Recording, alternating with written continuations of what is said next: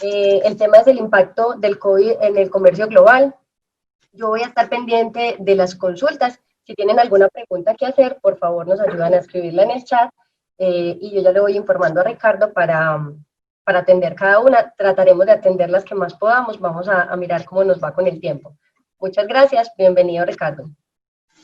Perfecto, no, a ti Elena, muchas gracias, bienvenidos a todos, ya tenemos con nosotros cerca de 50 personas aquí en la sala, pues muy complacido por la invitación que nos extiende también a Duanimex y todo su grupo logístico, las demás empresas, que es un grupo grande, esta es una invitación, digamos, de una forma cerrada, exclusiva para clientes de Aduanimex, y bueno, la idea es que podamos el día de hoy hacer un breve repaso de lo que ha sido pues el tema del impacto del COVID-19 en el comercio global. Mi nombre nuevamente es Ricardo Moreno para todos. Yo soy CEO de una empresa que se llama Compras Inteligentes, que hacemos acompañamiento a las organizaciones en abastecimiento estratégico, y soy socio fundador y consultor para Axon Logística Consultores, que precisamente hoy está cumpliendo 9 años de esta empresa. Estamos de plácemes el día de hoy, y qué mejor manera de celebrarlo con ustedes que compartir, digamos, un poco esto que estamos viviendo.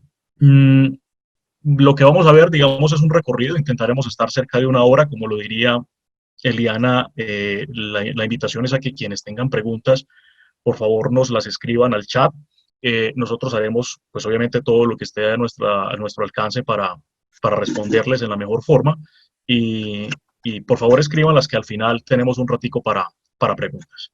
Bien, vamos a arrancar entonces con nuestra conferencia. Vamos a hacer, digamos, vamos a iniciar, digamos, con todos los temas de contexto, empezando a hablar de qué veremos hoy. Haremos un pequeño contexto histórico, prepandemia, que llamamos nosotros, es decir, vamos a ver, digamos, qué cosas estuvieron ocurriendo antes de la pandemia, digamos, un poco para entender lo que hoy ocurre y entender si lo que hoy ocurre es precisamente un efecto, digamos, que tiene que ver totalmente con la pandemia, o si es un efecto, digamos, de consecuencia de unas causas que probablemente vinieron atrás. Eso será interesante porque, digamos, muchos de nosotros vivimos hoy, estamos pensando en que todo lo que está pasando efectivamente es un efecto, digamos, para el mundo, para todo el mundo desde diciembre, si pensamos en China, que fue donde se da el primer brote, y de 3 meses para nosotros en América Latina, que es en marzo, digamos, cuando se empiezan a dar los primeros casos positivos de COVID. Uno pensaría que todo esto que está pasando pues es demasiado profundo para que solamente se ocurrieran estos efectos en 3 meses, pero la idea es que tengamos un poco eso. Vamos a hablar de algunos datos, hechos y cifras al día de hoy, algunas perspectivas sobre lo que está pasando, unas conclusiones y unas recomendaciones frente a lo que debemos hacer. Entonces, lo primero es entender por qué una cosa como el COVID va a impactar el comercio. O sea, por qué un tema que viene de una esfera que es la ambiental, y cuando decimos la ambiental es que esto se genera por un efecto de relación del hombre con la naturaleza, porque eso tiene que tener efectos frente al comercio. Entonces lo importante es entender, digamos, el tipo de comercio que tenemos hoy y los flujos de comercio que tenemos hoy. Esta gráfica es una gráfica histórica, por eso dijimos que vamos a hacer un contexto histórico primero que todo. Es una gráfica que explica los crecimientos de flujos de comercio en el mundo, digamos, en una serie de tiempo muy interesante desde el punto de vista de crecimiento, y es una serie de 22 años. Desde el punto de vista estadístico, cuando uno quiere ver un fenómeno y cuando uno quiere ver realmente qué le ocurre a una tendencia, uno debería no fijarse en una serie inferior a 20 años. Esta serie tiene 22 años, es decir, es una serie que estadísticamente nos permite entender realmente qué ocurrió con un fenómeno, y más obviamente un fenómeno a escala global. Está desde 1990, particularmente porque entendemos 1990 como el año en donde los efectos globalizadores empiezan a tener mayor profundidad. Es decir, el mundo, podríamos decir que existe un mundo globalizado, digamos, en forma perfectamente configurado a partir de este año. La serie entonces es una serie muy importante, y básicamente lo que quisiera explicar es cómo ocurren los flujos de comercio, intentando entender un poco qué es lo que pasa hoy, por qué estamos, digamos, tan afectados desde el punto de vista de comercio. Aquí, en esta gráfica, están los corredores de comercio mundial más importantes, ¿cierto? Y digamos que para 1990, que es lo que ven aquí en el mapa en franjas azules, esa franja azul habla de que para 1990, que es el color azul, repito, hay un hay un flujo de comercio muy importante para el mundo. El más importante para el mundo hasta 1990 va a ser esta unión entre la costa este de los Estados Unidos y Europa del Norte. A eso lo llamaremos el comercio transatlántico. Ese comercio es muy importante, ¿sí? Hay otros comercios, miren que hay otras líneas de comercio, pero que no son tan gruesas, ¿sí? El mapa es importante, ¿por qué? Esto es lo que llamamos un mapa de peso. En los mapas de peso que hay, en los mapas de peso hay, a medida que las líneas se van ensanchando, que se vuelven más densas, quiere decir que hay mayor importancia de lo que se está graficando. Entonces, miren lo que pasa, ya digamos 22 años después, para el año 2012, lo que ocurre es que si uno mira esta gráfica, uno se da cuenta que, por ejemplo, la línea de comercio, que ya no es azul, sino verde, y que sale de China, es precisamente la más grande, ¿sí? ¿Qué ocurre? Los flujos de comercio entre estas dos fechas, entre 1990 y 2012, las cifras netas de comercio crecieron cerca de 10 veces. Cuando les digo 10 veces, es que para finales de la década de los 80, principio de 1990, el comercio mundial se tasaba más o menos en 1.8 trillones de dólares. Para esta época, para el año 2012, ya el comercio superaba los 17 trillones de dólares, es decir, se multiplicó 10 veces. ¿Por qué es importante explicar esto? Pues porque a medida que crezcan los flujos de comercio en el mundo, cualquier afectación, cualquier fenómeno que pueda afectar esos flujos, obviamente tiene digamos, un impacto completamente directo sobre el comercio. Esto desde el punto de vista de flujos. ¿Ok? Otra cosa importante, vamos a hablar de comercio, ¿cierto? Entonces hay que entender por dónde se mueve el comercio en el mundo. Esta es una presentación bastante interesante. Nos muestra un mundo un tanto distinto al mundo que nosotros hemos venido entendiendo. Es decir, nosotros para explicarlo un poco en contexto, nosotros hemos estado más acostumbrados a mapas como este que ustedes ven acá, que es un mapa, esto es un planisferio, es totalmente etnocéntrico. ¿Por qué es etnocéntrico?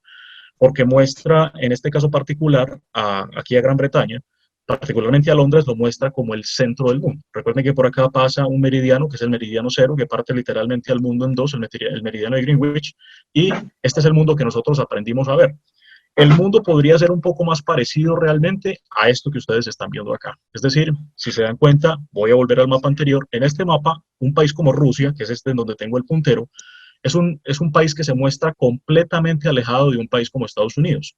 Si tenemos en cuenta, acá dice Estados Unidos, pero esta puntica en donde yo tengo acá el puntero, esto es Alaska, y es un estado importante de la Unión Americana, fue uno de los últimos estados de la Unión Americana. Pues resulta que esto está realmente pegado a Rusia, como lo vamos a ver. Entonces sería un poco más esto. Si volvemos a la reflexión anterior, miremos, por ejemplo, que aquí dice Norteamérica, esta es Estados Unidos continental, y miren que esto que tengo acá en la punta, en el puntero, es Alaska. Enseguida está Rusia, ¿sí? O sea que el mundo realmente es un poco distinto a como nos lo han planteado. Aquí lo que vemos también son líneas de peso. Este también es un mapa de peso en el que se nos va mostrando cómo los corredores de comercio en el mundo también son importantes y han ido creciendo. Esto ya desde el flujo, desde el punto de vista de transporte, por ejemplo, ¿sí? ¿Y qué nos va a mostrar esto? Nos va a mostrar que hay unas rutas muy importantes. Miren la densidad de estas líneas. Hay una línea muy gruesa, que es esta línea roja que ven acá. Y esta línea roja precisamente sale de China. China, como digamos, de alguna forma se empieza a mostrar acá como lo que llamamos nosotros, digamos, en geoeconomía o en geopolítica, un centro de gravedad del comercio mundial.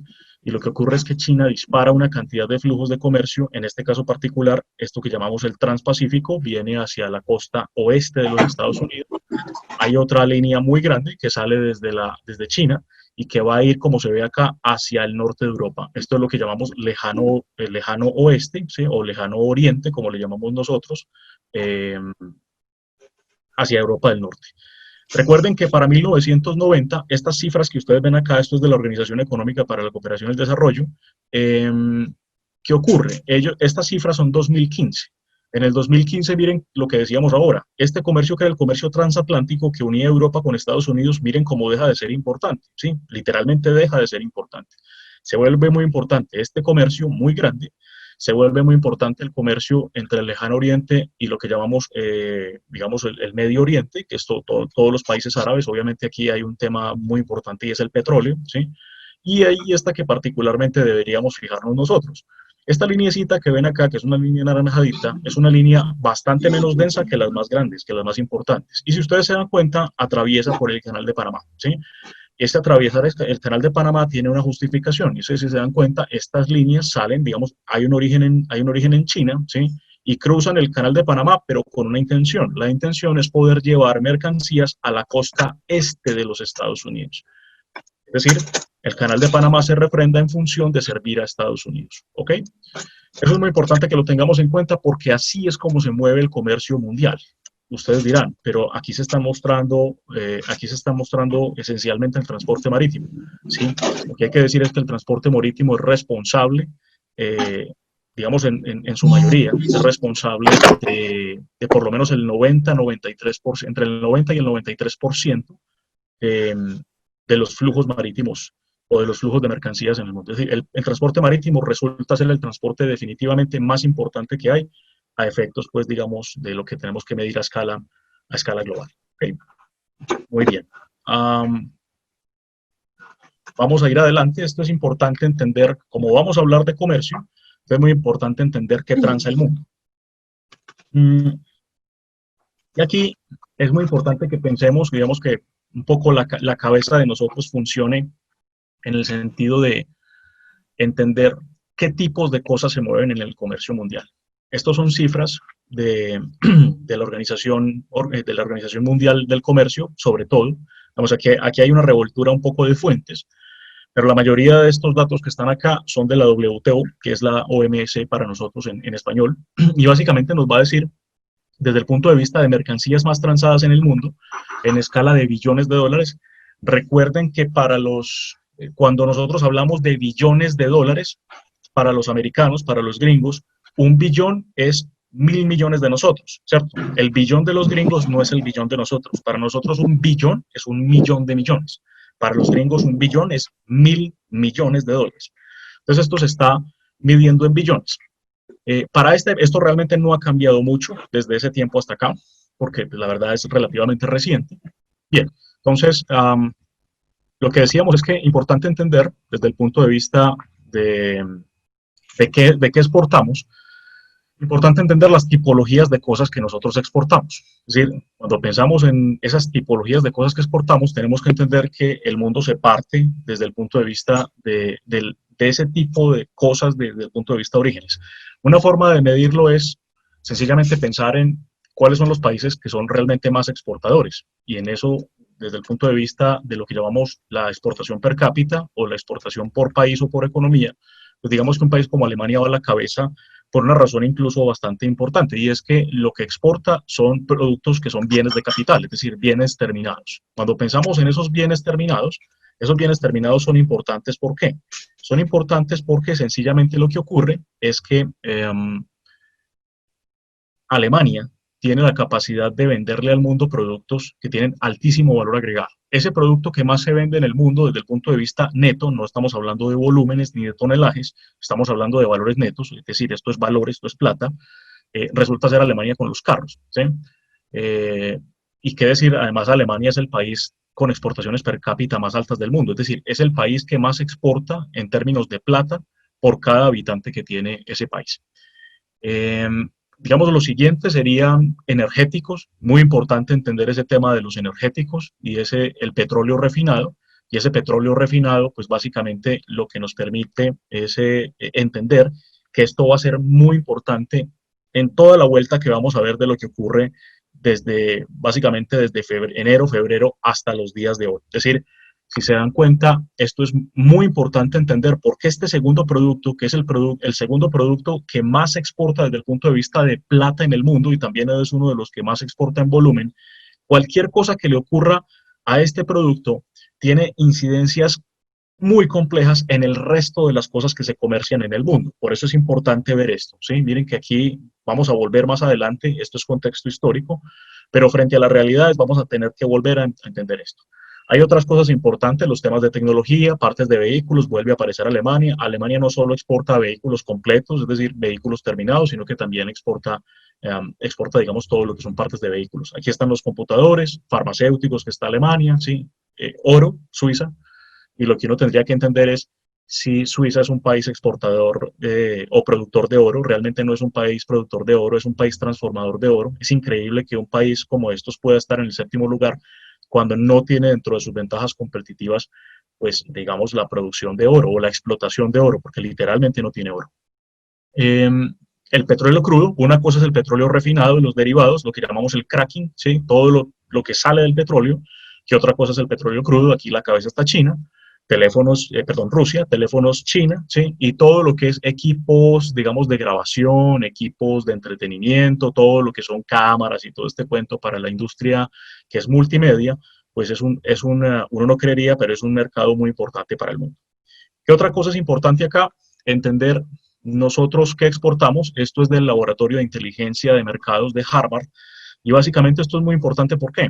Porque ya nos metimos a Colombia, ¿cierto? Y entonces en Colombia nos va a mostrar, por ejemplo, qué fue lo que exportamos nosotros. Estas cifras es lo más actualizado que ellos tienen, los tienen por todos los países, y es una cifra bastante actualizada si se tiene en cuenta la dificultad pues, de tener la información absolutamente de todos los países y de poder hacer este tipo de inteligencia. ¿Qué ocurre? Esto está pensado desde el punto de vista de pesos también, en este caso es los pesos porcentuales. Y si uno se sitúa en un país como Colombia, básicamente lo que uno va a ver es que Colombia es un país que el 50% de sus exportaciones, el 50% de su economía exportadora, depende esencialmente de productos que son productos extractivos. Estos son commodities, obviamente, se transan en bolsa, pero no dejan de ser productos de la industria extractiva. Aquí está el 50%. Tenemos cosas como café, esto es agro, lo que ven en amarillo es agro. Tenemos café, tenemos plátano, tenemos flores cortadas, algo de aceite de palma, sí, pero lo otro es marginal. En minerales, digamos, o en metales preciosos tenemos una participación, la mayor participación hoy es oro, ¿sí? En viajes y turismo, lo que ven acá en este colorcito, pues básicamente es servicios. Acá tenemos todo lo que es viajes y turismo, cerca del 9%, que no deja de ser importante. Esto es triste, ¿por qué? Porque esta es una de las apuestas importantes que tenía, digamos, que teníamos para estos 4 años. Y obviamente por efectos del COVID, esa expectativa de crecimiento acá, nosotros dijimos que íbamos a hablar de expectativas también o de perspectivas. Aquí hay una perspectiva muy importante de crecimiento que obviamente se está viendo afectada y se verá por algún tiempo bastante afectada. Aquí estaba, digamos, fincada la posibilidad de crecer la economía y bueno, eso particularmente lo que es este año y probablemente parte del año entrante, esa expectativa, las perspectivas de crecimiento desde este ramo probablemente no se vayan a dar.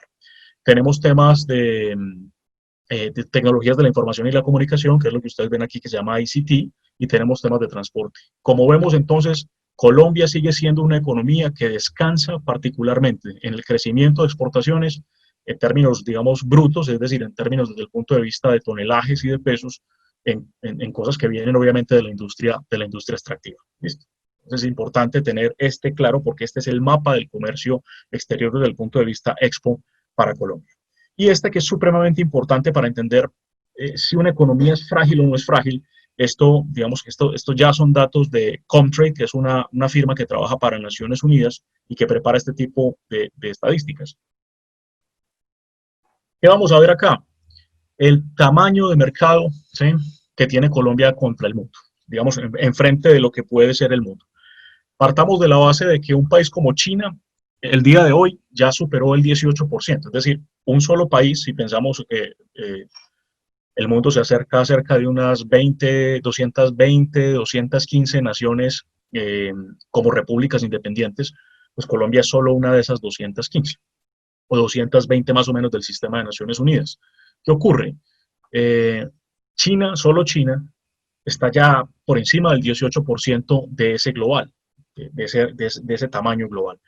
Obviamente, cuando uno piensa en que China es el 18%, eso lo que deja a los otros países es con una participación pues muy pequeña desde el punto de vista del tamaño de mercado o de lo que llamamos el share del mercado, ¿sí?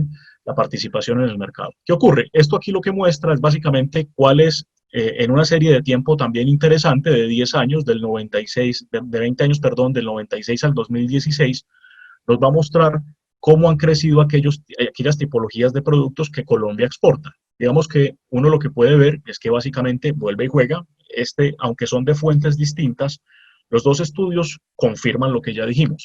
Colombia es un país que depende bastante, muchísimo, su economía desde el punto de vista de vocación de comercio exterior depende muchísimo de lo que ocurra con los minerales, que es esta gráfica que ven ustedes acá. ¿Listo? Muy importante ver este mix, como decimos, ¿cierto? Digamos, el mix de productos muy interesantes. Si uno piensa, digamos, en cosas de altísimo valor agregado, por ejemplo, como electrónicos, ustedes se van a dar cuenta que es este azulito claro que vemos acá, es prácticamente inexistente. Pero hay algo, ¿sí? Y se mide. Entonces, ¿qué ocurre? No es tan interesante ver esto que ustedes ven acá, estas subidas y bajadas de estas líneas, como ver esto que tenemos aquí a la izquierda. Lo que tenemos a la izquierda es lo más importante. ¿Por qué? Porque nos va a mostrar el nivel de participación global que tiene Colombia en cada una de esas cosas. Me explico. El caso particular de los minerales, que es la mayor participación en el share de mercado mundial que tiene Colombia, escasamente supera el 1% del comercio mundial. Es decir, Colombia donde más juega es en minerales y en minerales escasamente pasa del 1%. Si hablamos de la mezcla de todo esto, del promedio ponderado de lo que ustedes están viendo acá, es lo que llamamos la exportación agregada. En esa exportación agregada, Colombia en el mundo es el punto 30, ¿cierto? Estamos generalmente entre el punto 25, punto 26, 27, hasta el punto 30. Es decir, Colombia es el punto 30 del comercio mundial. Es decir, es una tercera parte de un 1% del comercio mundial. Esa es la realidad, eso somos para el mundo, esa es nuestra importancia como país. 0.30% del comercio global como exportación agregada. Bien, y un poco para que ya con ese contexto histórico podamos meternos un poco en lo que es cifras de hoy, pues simplemente a mí no me gusta cargar mucho las diapositivas con texto, pero pues hay unos datos interesantes de un portal, que es un portal chileno que habla de, se llama Mundo Marítimo y que empieza a censar un poco lo que viene ocurriendo en el mundo por efectos del COVID y las afectaciones que empieza a tener el comercio mundial, digamos, afectaciones muy en el plano de lo logístico que van a ocurrir por efectos precisamente de eso. Entonces, si uno pregunta qué le pasó al mundo a estos inicios de la pandemia, pues un puerto como Shanghái, que es un puerto que mueve más de 45 millones de TEUs por año, es una cosa verdaderamente increíble porque en el mundo, digamos, disponibles y físicos solamente habrá unos 23 millones de TEUs. Entonces uno dice, ¿cómo es posible que si hay 23 millones de TEUs disponibles en el mundo, Shanghái pueda mover 45 millones?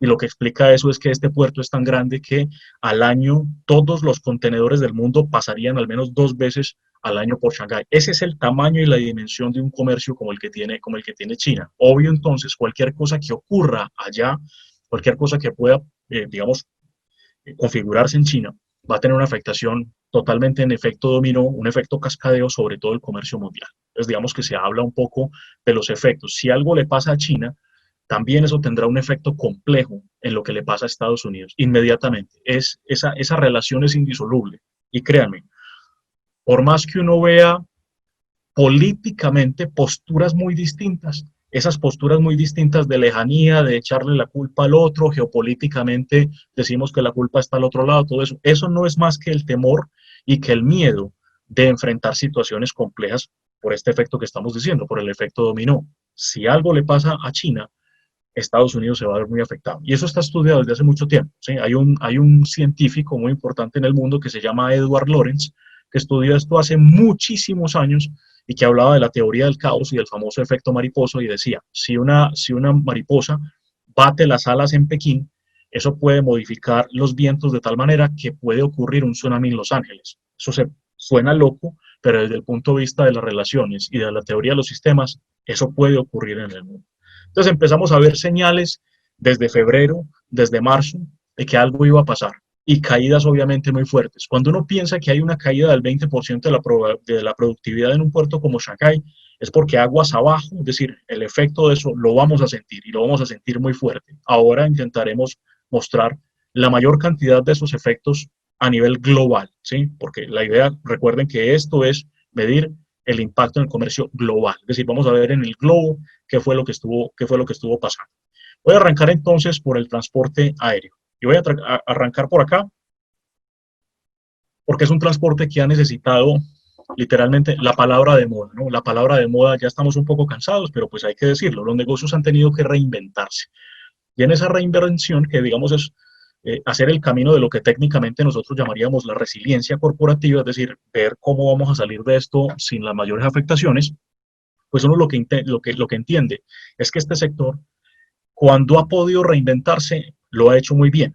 No en muchas oportunidades, es decir, no todo el mundo, no todas las aerolíneas han podido hacerlas, porque ya tenemos pues casos particulares en América Latina. Si uno piensa, digamos, aquí nos están acompañando personas de Ecuador y de otros países también, pues ya vieron la situación de el caso muy particular de nuestra aerolínea bandera, que es Avianca, sumada a capítulo 11 en Estados Unidos.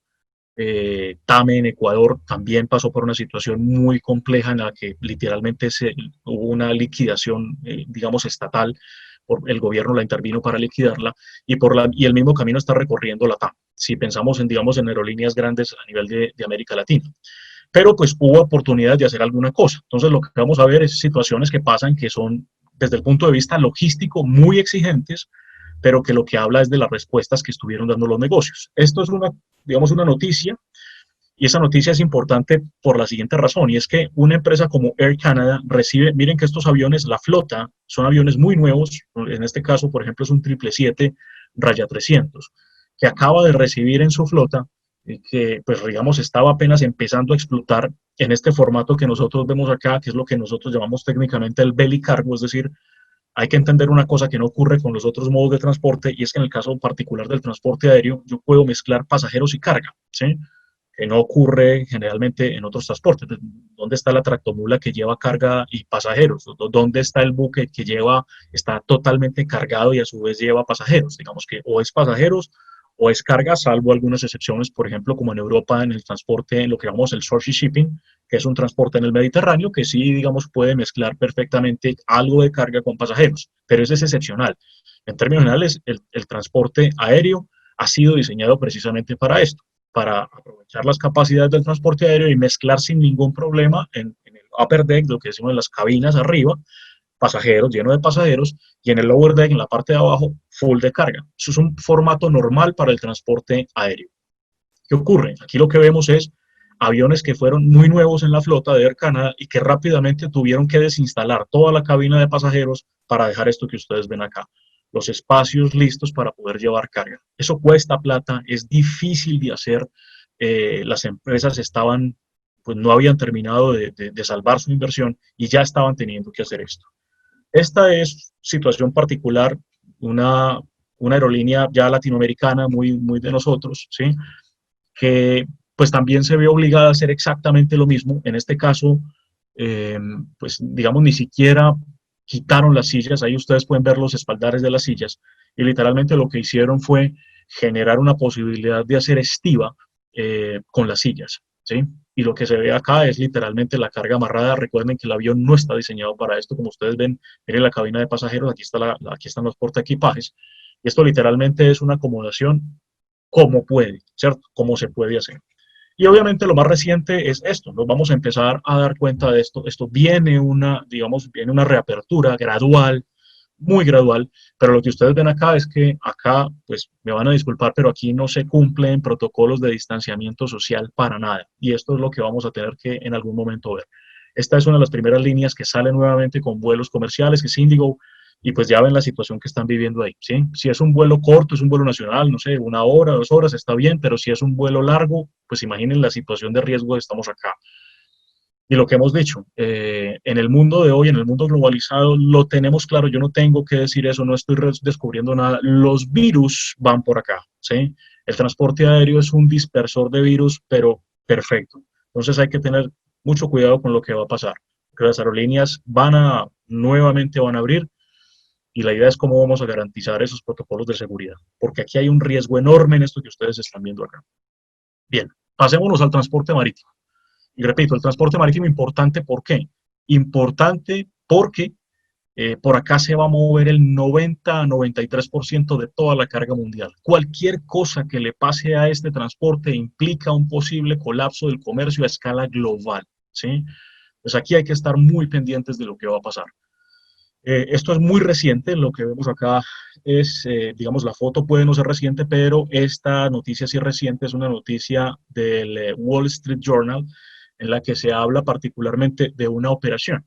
Esa operación, para los que conocen este tipo de operación, es una operación RORO, es una operación roll-on, roll-off de una de las dos líneas más grandes del mundo en eso. Grimaldi, que es una línea italiana, que es muy fuerte en el Mediterráneo y particularmente en Europa, y la línea Wilhelmsen, que es en particular, o la Wallenius, que es como la gente le dice acá en Colombia, que es la que presta operaciones en el caso del Ro-Ro para nuestro país y que mucha gente ha visto pues, su operación, que es increíblemente eficiente en un puerto como Santa Marta. ¿Qué ocurre?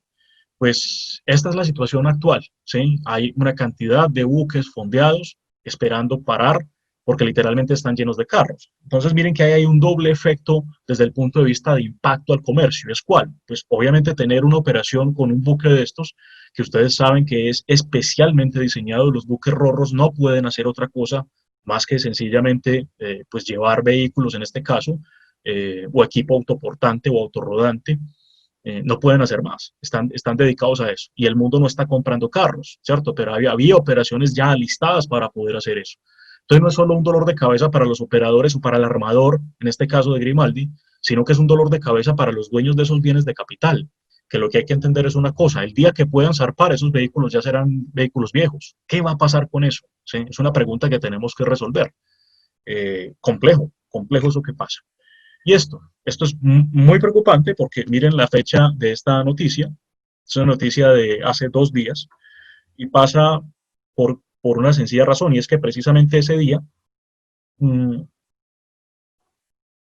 este día se vencen gran parte de los contratos de las tripulaciones, de las crew, ¿sí?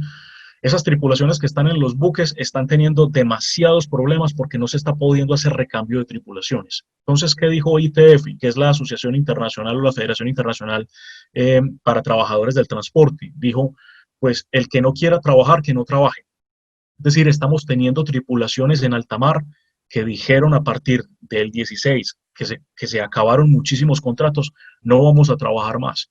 ¿Y cuál es la razón? Pues la razón es que hay tripulaciones que llevan 90 días en el mar, ¿sí? Incluso algunas más, y dijeron ya no vamos a trabajar. Hay que entender que hay un sistema de puertos cerrado en el mundo que no permite el recambio de esto. ¿Y cuál es el problema? ¿Cuál es el efecto sobre esto? Pues que si las tripulaciones no trabajan, pues se para el comercio en el mar. Literalmente tenemos buques parados en el mar esperando que esto se resuelva. Y hay una federación importante como esta diciendo, pues si la gente no quiere trabajar, que no trabajen. Y la razón es muy sencilla, pues no hay contratos, se acabaron los contratos. Es un poco lo que explica esta noticia.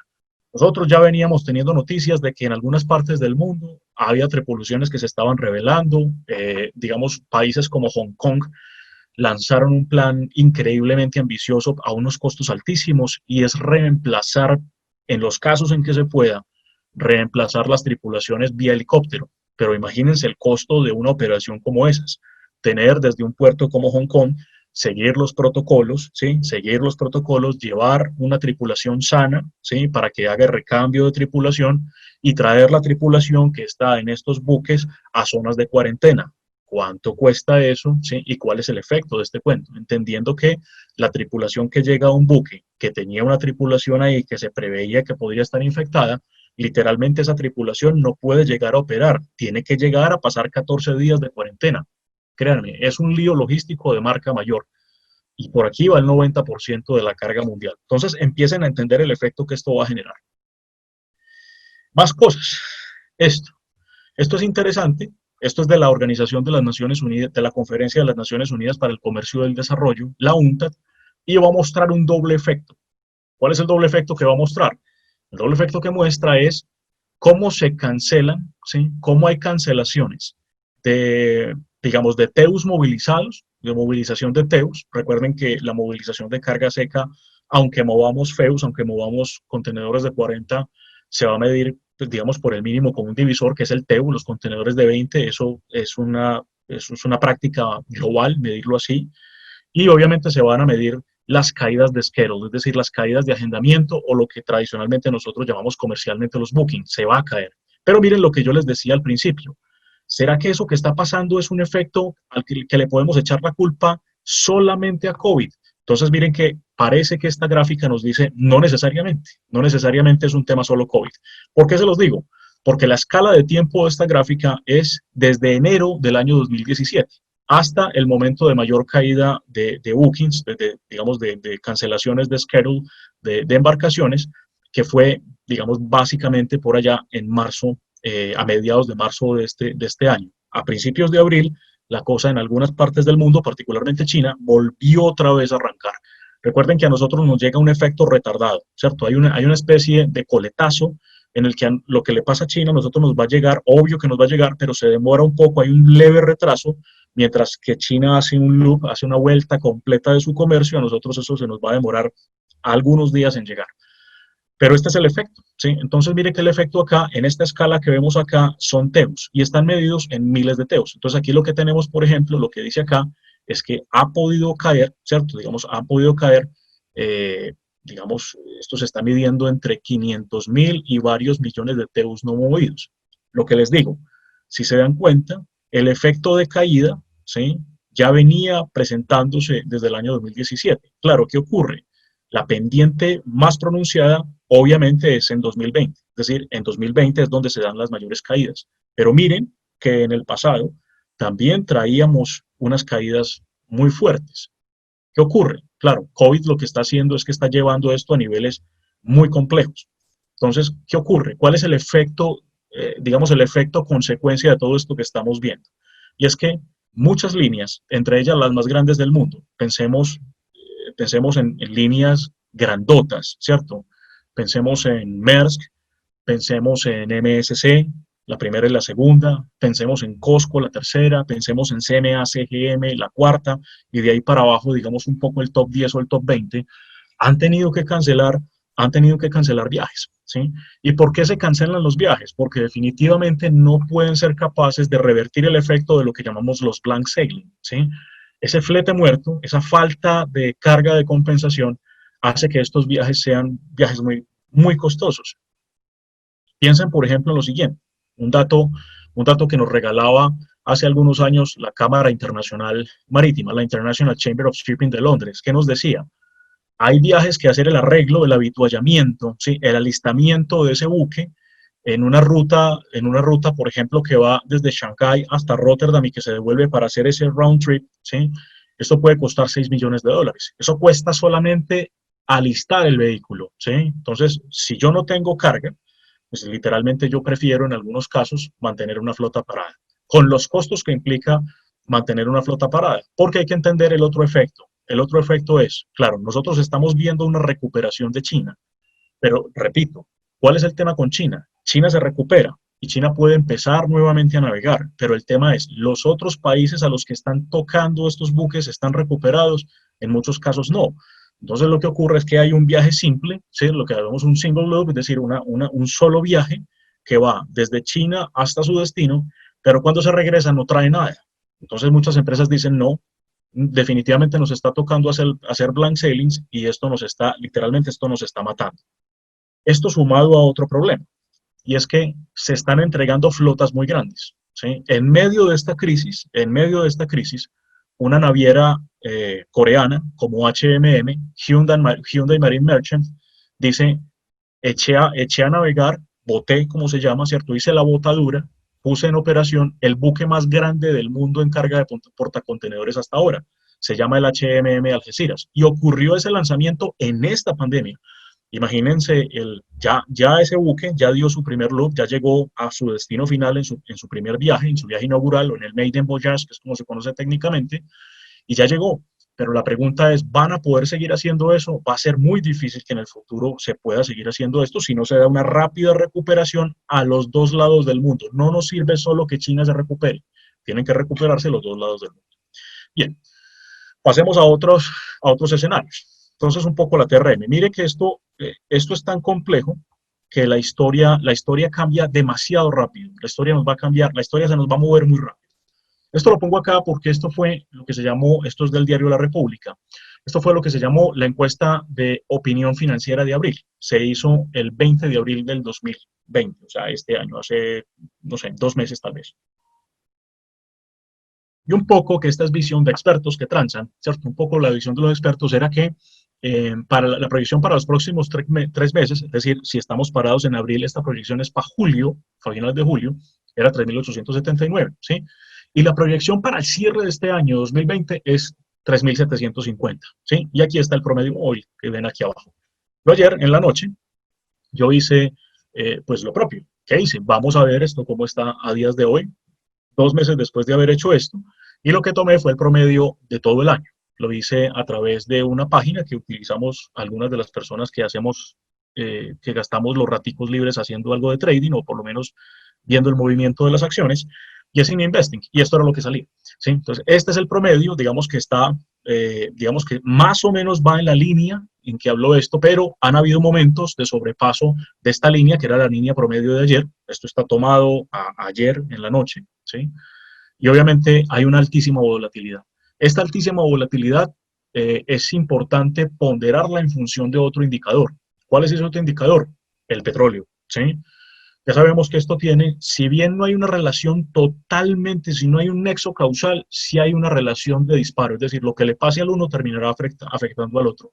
Entonces, digamos que desde el punto de vista de previsiones, esto más o menos se está comportando como se había dicho, como los expertos habían dicho. ¿Cuál sería, digamos, un poco la expectativa? La expectativa es que pudiera cerrarse el fin de año como los expertos previeron que se cerrara. Va a ser muy complejo porque no sabemos qué va a pasar. Ahora tengo que hablar más adelante de una cosa que no quisiéramos que pasara, pero que es probable que pase. Y cuando decimos es probable es porque puede pasar, ¿sí? Lo que no decimos, lo que no podemos decir es afirmar que sí va a pasar, pero es probable que pase y eso echaría por tierra, digamos, todo esto que ven acá. Pregunta, el oro negro. Nosotros este año vimos esto, esta grafiquita tocará guardarla toda la vida, porque es justo el momento en el que vemos que al petróleo le pasa una cosa que nosotros jamás, yo particularmente les hago una confesión, yo jamás pensé que esto yo lo fuera a ver. Es decir, yo no pensé que a mí me tocara esto verlo alguna vez, y fue ver el petróleo llegar a cifras negativas. Es decir, un petróleo en números rojos, yo créanme, jamás en mis previsiones estuvo que yo en mis años de vida pudiera llegar a ver eso, y lo vimos. Y además lo vimos ocurrir en un mismo día, en unas poquitas horas, ¿sí? Entonces, el desplome de un energético, miren lo que decíamos ahora cuando les mostraba el contexto. Si este es el segundo producto, cuando hablamos, obviamente esto lo que muestra son el valor de futuros en bolsa del petróleo, pero también estamos hablando de que para poder cotizar en bolsa tiene que haber petróleo. En este caso, el problema no es que no hubiese petróleo, el problema era todo lo contrario, era que había sobreoferta de petróleo. Y era entendible. ¿Por qué? En un mundo que no se está moviendo, en un mundo que está parado, ¿el petróleo para qué? ¿Para qué quiero petróleo? Entonces, excesos de oferta de petróleo que tumbaron el petróleo a cifras totalmente negativas. Repito, esto será histórico. El mundo, muy adelante, muchos años después, el mundo hablará de este crash, ¿sí?, tan complejo que tuvo el petróleo, mucho más fuerte que la crisis de los años 70. Esto es un indicador complejo. ¿Por qué? Porque esto nos va a disparar el efecto, digamos, el efecto palmada, que llamamos a veces el efecto bofetada, y es, esto se va a ver reflejado en una afectación a la tasa de cambio en el caso de nosotros, que somos, como ya lo vieron, petróleo dependientes. Es muy compleja la situación. O sea, se va armando un muñeco que uno dice, uy, estas cosas que están presentándose, aparte de los efectos económicos, ¿sí?, los efectos en bolsa, esto que estamos viendo, que es la percepción de futuros, porque este es el día que se vencen los futuros para esta primera parte del año, pues un petróleo negativo, obviamente lo que nos va a causar, primero, es una baja total de ingresos. Estamos vendiendo una cosa que no vale nada para el mundo, que está en números negativos, pero lo otro es la afectación inmediata que tiene sobre la tasa de cambio. Son cosas complejas. Y recuerden que hay cifras que están relativamente pegadas o concomitantes a esto que nosotros también vendemos. Recuerden que el petróleo, nosotros tenemos un petróleo de referencia que es este que ven acá, el WTI, que es un índice, el índice de intermediado de Texas, que es el petróleo que generalmente nosotros transamos, pero también hay un petróleo Brent, que es el que se transa duro en la bolsa de Londres y que se utiliza para otro tipo de aplicaciones industriales, también afectado, ¿sí?, con cifras negativas como lo ven acá. Particularmente un commodity como el carbón no se ve tan afectado, pero sus cifras, digamos, todavía están en números negros, pero esto también se ve afectado. Y recuerden que este también es un importantísimo producto para nuestra canasta exportadora. De hecho, las mayores exportaciones brutas, es decir, en tonelaje, en el caso de Colombia, salen realmente desde acá. Entonces también hay una afectación. Si bien está en números negros, lo que hay que entender es que el mercado nos va a comprar una tonelada métrica de carbón que nos implica un esfuerzo enorme poderla sacar en $34, ¿sí?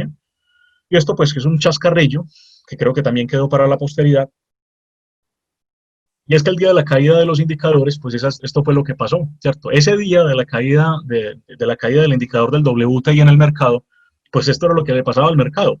Nosotros, este sería el precio de un chocorramo y la importancia de un chocorramo versus un barril de petróleo. Por eso les digo, esto es histórico. Nunca, jamás había pasado esto. Nunca había pasado que una cosa como un chocorramo tuviera un precio increíblemente elevado en función de un barril de petróleo. Eso es increíble lo que pasó ese día, ¿sí? Y los efectos que esto tendrá a futuro van a ser, desde el punto de vista de confianza de mercados, va a ser increíble, ¿sí?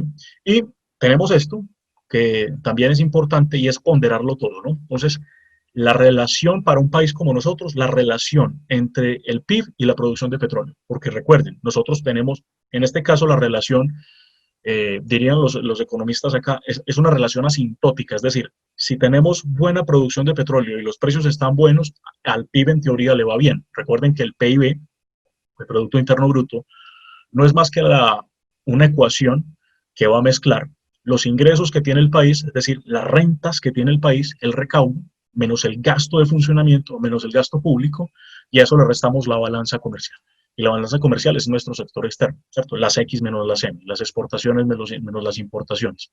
En este caso, ¿qué ocurre? Pues lo que estamos viendo acá, estas cifras son muy actualizadas, son cifras del DANE y de la Agencia Nacional de Hidrocarburos, ¿sí? Con cálculos de Corfi colombiana, que dice que el PIB petróleo y gas, ¿cierto? Versus la producción de barriles día, pues obviamente lo que está mostrando esto es que va a haber una caída. Luego, ¿por qué es importante esto? Porque esto nos va a permitir explicar por qué el PIB de Colombia va a caer. Y el PIB de Colombia caerá porque en su mezcla tiene una altísima importancia de los energéticos. Ahora, ¿qué hay que decir? No todo es malo.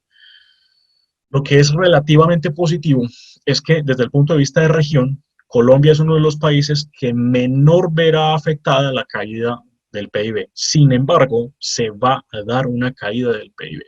Recuerden que el PIB es, por antonomasia, la macromagnitud, el índice macroeconómico más importante que muestra la salud desde nuestro sistema productivo. Por eso es tan importante, ¿sí? Bien, importante entender cosas como estas. Esto es muy importante que seamos muy conscientes de realmente lo que va a pasar. Cuando les digo lo que va a pasar es, hay que entender dos escenarios muy importantes. Esos dos escenarios muy importantes son cuáles. Primero, hay una doble curva. A nosotros generalmente nos muestran una curva, ¿cierto? Pero hay una doble curva. Esta curva es muy importante, muy interesante. Esta curva la plantea un señor que se llama Richard Baldwin y lo que dice es el efecto de esas dos curvas desde el punto de vista de recuperación, es decir, de pandemia, ¿cierto? De nuevos casos versus la recesión, ¿sí? Versus la recesión. ¿Qué ocurre? Hay un tema que hay que entender, así sea doloroso para nosotros. Miren que aquí hay dos variables. Una variable es un país o una economía que no tiene políticas de contención y un país que sí las tiene. Entonces, digamos que esto es lo que se grafica. Si uno lo que grafica aquí arriba es qué ocurre. Si un país no tiene políticas de contención, pues obviamente la curva de los nuevos casos será mucho más pronunciada. Esto, por ejemplo, este es el juego que hizo un país como Suecia. ¿Qué dijo Suecia? No. Nosotros vamos a apelar a la disciplina del pueblo sueco. Eso les ha ido, no podemos decir que ha sido exitoso, pero tampoco hemos podido decir que ha sido un desastre. Ha tenido vaivenes. Digamos, yo he estado analizando particularmente ese caso, porque es un caso que creo que hay que analizar para poder aprender, ¿sí? Pero ha sido estacional. Unas veces aumentan los casos, otras veces los casos son muy bajitos. Es decir, hay un comportamiento un poco aleatorio que todavía no podemos entender porque no conocemos todavía muchas cosas del comportamiento del virus. Pero, ¿qué ocurre? Lo que sí es claro es que si esto ocurre, que es la curva roja, es decir, un país que no tiene políticas de contención, pues obviamente lo que queremos y que es la inmunidad colectiva o la inmunidad de rebaño se va a dar más rápido. Si se da más rápido este fenómeno de inmunidad de rebaño, lo que ustedes ven abajo es que en el caso de la profundidad de la recesión, la recesión es menos profunda. ¿Por qué? Porque el comercio estará cerrado menos tiempo, porque la gente sigue produciendo. ¿Cuál es nuestra apuesta como país? Y es entendible. Yo no estoy calificando, yo no estoy dando juicios de valor. Estoy diciendo lo que ocurre desde el punto de vista de un análisis científico. ¿Qué ocurre? Si no hay con políticas de contención, pues obviamente, ¿qué ocurre? Lo que queremos, lo que se ha dicho, por efectos del tipo de país que somos, por ser un país de más de 50 millones de habitantes, por ser una economía emergente, por tener el tipo de sistema de salud que tenemos, la apuesta de nosotros como país tiene que ser esta. ¿Y cuál es la apuesta como país? La apuesta es a aplanar la curva tanto como se pueda. Pero ¿cuál es el efecto doble de Baldwin? El efecto doble de Baldwin dice, claro, si usted hace contención, pues obviamente aplana esta curva, pero la recesión es más profunda y tiene más tiempo de recuperación. Entonces, tenemos que ser muy conscientes de que esa es la apuesta de un país como Colombia. La apuesta es contención para aplanar la curva, ¿sí? Pero también esa doble curva, acuérdense, esto es pura tercera ley de Newton. Cada acción tiene una reacción, cada decisión tiene una consecuencia. La decisión de este aplanamiento es que tenemos una profundidad en la recesión más fuerte. Eso tenemos que entenderlo, porque llegará el momento en que tengamos que pagar esta política. Es decir, cuando digo pagar, es literalmente pagar. De nuestro bolsillo tendremos que pagar este tiempo que compramos, este tiempo que ganamos. Bien, revisiones. Entonces, mire qué pasaba. Vuelve y juega. A los más jóvenes, seguramente aquí hay gente muy joven, hay otros más viejitos como yo. A mí me tocó vivir esto que ustedes están viendo acá, a mí me tocó esto de pleno, ¿sí? Es decir, parte de mi cabello yo lo perdí por esto, yo tuve que vivir esto con sangre. Eh, Puedo decir que fui víctima de esta subprime, ¿sí? Y esta caída fue la crisis de los años 2008-2009, una crisis que no tiene un origen en lo ambiental. Cuando digo en lo ambiental, recuerden que estamos hablando de un virus, esto es biológico, por eso lo llevamos a la esfera de lo ambiental. No fue un virus de carácter ambiental, esto fue un tema financiero de manejo de mercados, un tema originado en Estados Unidos, porque, digamos, el sistema bancario de los Estados Unidos entregó entregó hipotecas a eso que llamamos los famosos, que después los conocimos como los ninjas, la gente que no tenía ingresos, no tenía trabajo y no tenía activos, los ninjas, los non-incomes, non-jobs, non-assets, ¿cierto? Los que no tenían trabajo, no tenían ingresos y no tenían activos. Al romperse esa posibilidad de pago de esos mortgage, pues obviamente el sistema financiero se cae y eso es lo que vemos, una caída estrepitosa del mercado de valores en este año.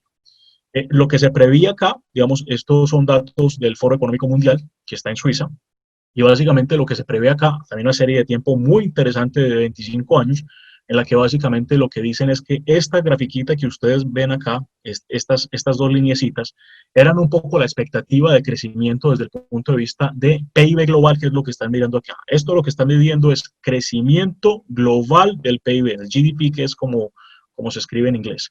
Y obviamente lo que hay es una caída hasta acá. Esta caída, pues hasta lo que va, es una caída compleja, ¿sí? Digamos que para el año 2020, las mismas cifras que las revisé ayer del Foro Económico Mundial, dicen que hay afectaciones muy graves, por ejemplo, como el caso de Inglaterra. En el caso de Inglaterra, la caída interanual del PIB va a ser cercana al 12%. Es muchísimo para un país como Inglaterra. 12% de caída del PIB. Es el caso más extremo que se ve hasta ahora. ¿Qué no sabemos? Pues realmente no sabemos cuán profundo seguirá siendo esto, pero va a haber una caída y la caída es muy estrepitosa. Es decir, la velocidad de caída y la pendiente de la caída es estrepitosa. ¿Cuánto será? Todavía está temprano para saber cuánto será, pero sabemos que esa es la curva. Es decir, cuando tendríamos que ir creciendo según las expectativas, vamos es para abajo. ¿Ok? Bien, esto lo muestro, ¿por qué? Lo muestro por una sencilla razón. Recuerden lo que yo les decía. ¿Todo lo que está pasando es causa COVID? Probablemente no, probablemente no. ¿Por qué me gusta mostrar esto? Esto es importante, les cuento nuevamente. Las cifras son cifras oficiales, son cifras muy importantes para el mundo. Es la Conferencia de las Naciones Unidas para el Comercio y el Desarrollo dando estos indicadores. ¿Esto es qué? Básicamente los indicadores de precios de los commodities más importantes para el mundo. Colombia es un país netamente dependiente de la exportación de commodities. Es decir, a Colombia le afectan situaciones como estas. ¿Por qué me gusta mostrar esto? Porque esto tiene una serie de tiempo de 4 años, lo que llamamos year to date, es decir, hasta lo que llevamos en el caso de 2020, hasta lo que llevábamos 2020. Esto se da para finales de marzo del año 2020, que digamos es el momento de mayor cierre, ¿cierto? De mayor contención en el mundo. A partir de ese momento el mundo empieza, pues por lo menos el mundo desarrollado, empieza nuevamente a abrir a partir de la primera semana de abril.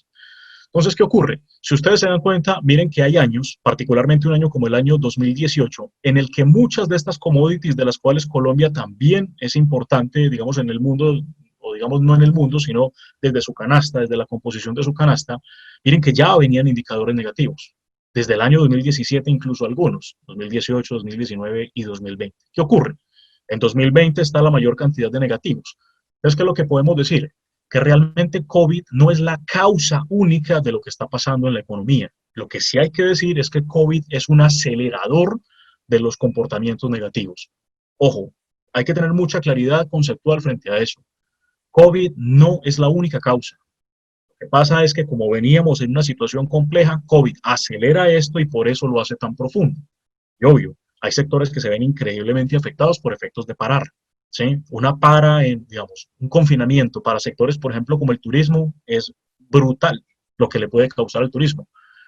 El turismo depende de la movilidad de las personas en el mundo. Y si no hay movilidad de personas en el mundo, pues literalmente el turismo se cae. Es que no hay que ser experto, analista, para entender que si no hay gente moviéndose, el turismo se cae. Bien. Esto, las mercancías, ¿cierto? Entonces, la previsión de la caída de las mercancías, esta es una gráfica muy interesante. ¿Por qué? Porque esto nos muestra cómo el mundo ha dejado de crecer, ¿sí? También en un efecto de 22 años. Esto es muy interesante porque este no solo muestra este año, sino además lo que va a pasar, las previsiones a futuro y lo que nos va a permitir explicar una cosa que llamamos el V-shape, es decir, la recuperación en forma de V. Miren que esto es interesante porque el año 2008, donde ocurrió la primera crisis, mire que esta línea punteada era lo que nos decía la previsión, en este caso, de la Organización Mundial del Comercio sobre el crecimiento del comercio en el mundo. Mire qué linda esta, la tendencia era esta. Si nada extraordinario ocurre, digamos, el mercado o el comercio de mercancías crecerá en esta forma. Un crecimiento bellísimo, ¿sí? Pero ¿qué pasa? Ocurre la crisis del año 2008. Obviamente esto cae. Entonces, mire, pasamos de esta gráfica que ven acá, de esta línea punteada, que es la previsión de crecimiento, a una más moderada, que es esta. Y mire cómo venía. Venía en un crecimiento. Es decir, esto lo que está mostrando es que el mundo sí es capaz de recuperarse. Por eso les digo, cuando uno empieza a ver series de tiempo de 20 o 22 años, uno tiene claridad frente a qué es lo que va a pasar. Entonces, ¿qué ocurre? Lo que ocurre es que esto fue lo que ocurrió en el 2008. Si ustedes se dan cuenta, miren que hay un optimismo, ¿sí? Esta verde es la optimista, como lo ven abajo, ¿sí? Un escenario optimista es la verde y es un poco más profunda que esta. Pero también, como en todas las personas que planifican por escenarios, y eso es lo responsable, yo tengo que planificar un escenario optimista, un escenario moderado y un escenario pesimista. El escenario pesimista es este rojo que ven acá, una caída muchísimo, muchísimo más profunda que la del año 2008. Repito, dos escenarios. Optimista, con una caída un poco más profunda que la del 2008, que ya sería muy compleja, pero esta que ven acá en rojo, ese es el escenario pesimista. Cualquiera de los dos es probable, ¿sí? ¿Qué tenemos que decir? Todavía no es tiempo. Todavía no sabemos qué va a pasar. ¿Cuándo sería la fecha límite para entender qué va a pasar? Nos toca esperar todavía un ratico más. La fecha será septiembre para entender realmente qué es lo que va a pasar. Bien, esto es lo que les decía. Una recuperación en forma de V en distintas áreas del mundo, teniendo en cuenta el escenario de ocurrencia del fenómeno. Se materializa a finales del año 2019, el efecto más complejo se da en 2020 y entendemos que el año 2021 será el año de la recuperación. ¿Qué es lo esperable? Que el que cayó más rápido se reponga más rápido. Y eso implica China. Entonces, miren, por ejemplo, esto que son cifras del Foro Económico Mundial, miren la recuperación tan espectacular de China. Cuando decimos espectaculares es que es espectacular si estas previsiones se llegan a cumplir. Es decir, China podría revertir un efecto a casi 9.2% de crecimiento. Es decir, como crecía en los años 80. Créanme, como si no les hubiera pasado nada. ¿Sí? Eso es espectacular lo que puede pasar. Y obviamente, pues esto muestra las áreas importantes del mundo, Estados Unidos, ¿sí? La zona euro y el mundo en general. El mundo en general terminará siendo, obviamente, como entendemos, el promedio ponderado de lo que le pase a las regiones más importantes del mundo y eso nos arrastra a nosotros. Habría que una recuperación de más o menos 5.8% en el año 2021. Es una rápida recuperación. La caída es más fuerte que en el 2008. Ojo, la caída es más fuerte que en el año 2008, pero la recuperación es más rápida. Eso es un efecto positivo. También tenemos que entenderlo. ¿Sí? Miren las previsiones. ¿Cómo cambiaron ellos mismos, ¿sí? El Fondo Monetario Internacional, cómo cambió las previsiones en 3 meses? Esto es enero del 2020 y esto es abril del 2020. Esto era 2019, lo que ocurrió, lo que previeron pasó, ¿sí? Y lo que prevén ellos es que había un crecimiento mundial, ¿sí? Mundial, previsto en enero del 3.3% y ya para abril dicen no, es al contrario. La curva es hacia abajo. O sea, hay un crecimiento negativo o un decrecimiento de 3%. Pero chévere, ¿qué implica también? Lo que decíamos. Ok, la caída va a ser muy rápida, pero la recuperación también será rápida. Entonces, también se ajustó la expectativa de crecimiento, como lo veíamos ahora mundial, de ese 5.8 para 2021. Es decir, 2020, mala noticia esto, pero 2021 una excelente noticia esto. A esto es que hay que apostarle, ¿sí? A que esto se pueda presentar. Bien, miren esto, lo que decíamos, lo que ha pasado con el PIB, en la famosa recuperación en B. Entonces, lo que se espera, esto está por Q, es decir, por quarter. Cada cajoncito de estos implica 3 meses. Es obvio. El segundo Q para nosotros fue brutal. Miren, por ejemplo, para Estados Unidos, lo que decíamos, cualquier cosa que le pase a China va a ser brutal el efecto para Estados Unidos. Por eso uno escucha a los políticos decir lo que dicen. ¿Qué ocurre? Una recuperación bastante rápida, la zona euro, una zona, si se dan cuenta, a medida que el efecto es menor, la recuperación también es menor. Si la caída es muy dura, la recuperación viene muy rápida. Esto es fantástico. Y esto era lo que se preveía. Vuelve y juega. Se preveía un escenario de crecimiento para las dos partes del mundo, tanto para Estados Unidos como para la zona euro, que es la que ven en azul, y eso no se dio, ¿sí? ¿Qué ocurre? Esto es lo que llamamos el performance del recovery. Esto que ustedes ven acá, esta distancia, es la distancia que nunca vamos a alcanzar, ya lo perdimos. Es decir, esta posibilidad de crecimiento en este tiempo ya lo perdimos. Eso no se va a dar. Por rápida que sea esta recuperación, siempre estaremos abajo de la línea de previsión. ¿Por qué? Pues porque hubo un efecto disruptor, que es el que tenemos aquí, y es el que hay que entender. Sin embargo, es rápida. Y esto se volverá asintótico. ¿Cuándo podríamos volver a, es decir, cuándo tendríamos escenarios de crecimiento que están por acá? Por lo menos hasta el 2023, 2024 más o menos. Es decir, nos vamos a tardar todavía otros 2 años más para llegar a las expectativas de crecimiento que estaban previstas para el año 2021. O sea, por ahí otros 2 años más. Y esto simplemente abajo, a ustedes les va a quedar esta presentación. Aquí abajo básicamente lo que tenemos es las previsiones porcentuales, ya digamos un poco por zonas. Si usted quiere verse dónde está Colombia, pues sería en emerging, ¿cierto? Nosotros somos unas economías emergentes y básicamente estaríamos por acá. Hoy terminando rápidamente porque se nos acaba el tiempo. Esto es muy interesante, esto lo hace Deloitte y básicamente esto lo que hay que decir es muy bien hecho para el tiempo en que fue montado. Y esto es interesantísimo porque nos muestra las 3 fases que estamos viviendo. Esas 3 fases son la fase de disrupción, que es esto que vemos acá, el momento cero, que llamamos aislamiento y restricciones, la estabilización y la recuperación. Si esto llegara a ocurrir, sería fantástico. Repito, ¿cuál es el tema? Si ustedes se dan cuenta, aquí hay una recuperación. El recovery se va a dar para diciembre de este año, por sectores, los sectores que están viendo acá, ¿sí? ¿Cuál es lo interesante? Lo interesante es saber si esto efectivamente se configura como se configura. Si no llegara a ocurrir, si no llegara a ocurrir una probabilidad que está en el ambiente y es un rebrote más profundo en septiembre, esta sería la realidad más probable de las economías latinoamericanas, esto que están viendo acá. Es decir, nosotros cerraríamos un año con previsión de que vamos a poder volver a recuperarnos. Excepción, digamos, Horeca, ¿cierto? Que es hoteles, restaurantes, cafeterías y todo ese sector, que obviamente, digamos, va a seguir afectado. Pero la mayoría de los otros sectores que son importantes, que jalonan duro la economía, todos estarían más o menos para una fase de recuperación muy interesante hasta diciembre. Repito, ¿de qué va a depender esto? De que no haya una ruptura de este modelo en septiembre. Si todo va como esto pinta acá, la cosa pinta bastante bien. Si vuelve a haber un rebrote, que es lo que dice la Organización Mundial de la Salud, si llega a haber un rebrote para septiembre, este efecto no solo va a ser igual, sino más complejo que el que ya vivimos. Y esto habría que dejarlo simplemente para la historia. Bien. Las nuevas realidades es esto. Tenemos que incorporar al coronavirus dentro de nuestras realidades, incluso las realidades financieras. Entonces, esto es muy curioso porque lo que nos dice es, ya los negocios no deben hablar de EBITDA, sino de EBITDA. Es decir, pues un indicador financiero, en este caso un indicador de actividad de la organización, que tiene que medir financieramente el efecto del COVID, es decir, cuánto fue el efecto financiero del COVID y meterlo en un indicador financiero. Eso pues, digamos, como para entender el efecto que tenemos. Y rápidamente, algunas conclusiones. Las conclusiones, pues básicamente, digamos esto, COVID no es el fin del mundo, solo es un nuevo orden de cosas. Nos tocó vivirlo a nosotros, así como hace exactamente 100 años el mundo vivió la gripe española, la fiebre española.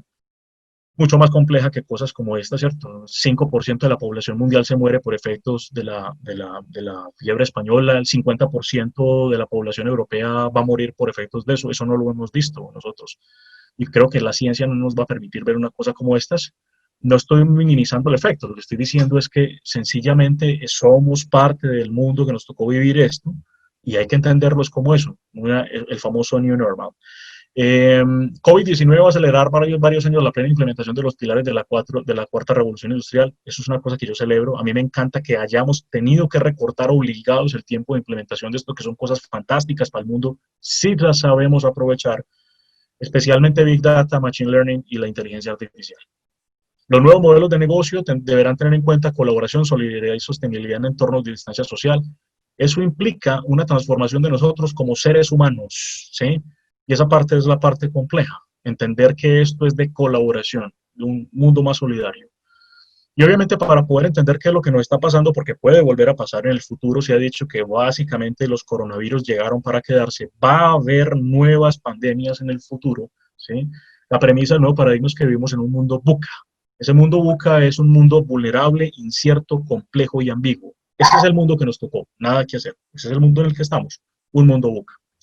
Y las recomendaciones son las siguientes. Mantenerse responsablemente informado, ¿sí? Acuda a fuentes oficiales. Si se dieron cuenta, la información que yo manejo es información de fuentes oficiales. Yo no voy a decir si es información real o no. Lo que sí les digo es que es oficial, ¿sí? La información es el driver más importante para la toma de decisiones acertadas. Si usted está informado responsablemente, usted puede tomar decisiones igualmente responsables. Si usted está desinformado y le crea cualquier cadena, usted va a tomar decisiones equivocadas. Si tiene un negocio en marcha, refinancie tanto como pueda sus pasivos y renegocie sus condiciones de pago con proveedores. Si quiere montar un nuevo negocio, es un gran momento, créanme, es un momentazo para montar negocios. Piensa en dos frentes, eso sí, tenga claro dos cosas. ¿Usted qué hace muy bien? ¿Qué lo hace mejor a usted que la mayoría de la gente? ¿Y qué producto o servicio está necesitando el mercado? Si usted tiene claras esas dos cosas, está listo para el éxito y es el mejor momento para montar un negocio. Utilice tantas coberturas de riesgo como le sea posible. Utilícelas. Hay muchas. Que usted no las conozca no quiere decir que no existan. Pregunte en el medio cómo cubre su riesgo, ¿sí? Es probable que tenga que cambiar de portafolio, moverse a nuevas líneas, lo hemos visto, todas las empresas cambiando sus sistemas productivos, sus productos, ¿sí? Utilice su capacidad, la infraestructura que tiene dotada y sobre todo su conocimiento. Eso es muy importante para vislumbrar nuevas oportunidades que se empiecen a presentar. Y esta sí es, para mí es la super recomendación. ¿Sí? Nunca olvide la pirámide de necesidades de Maslow, ya que por más crisis que haya, hay cosas que nunca dejaremos de consumir y demandar. La gente va a tener que seguir comiendo, la gente va a tener que seguir alimentándose, ¿sí? Hay cosas que nunca van a cambiar. Si usted puede tener una oferta de servicios o productos que toque esa base de necesidades, usted tiene un nicho de mercado importante. Y finalmente esta frase con la que me gusta terminar y es que en tiempos de crisis unos lloran y otros venden pañuelos, dependiendo de cómo usted vea este efecto de la crisis. ¿Okay? Bueno, muchas gracias a todos, me pasé unos cuantos minuticos. La idea era que pudiéramos desarrollar todo el material y obviamente si hay preguntas, con el mayor de los gustos pasaré a responderlas, dándole la palabra a nuestra estimada Eliana. Bueno, Ricardo, muchísimas gracias. Muy valiosa la información, muy actualizada, muy buena presentación. Muchas gracias, Ricardo. Mil gracias a todos. A ustedes muchas gracias. Muchas gracias a todos. Hasta luego. Hasta luego.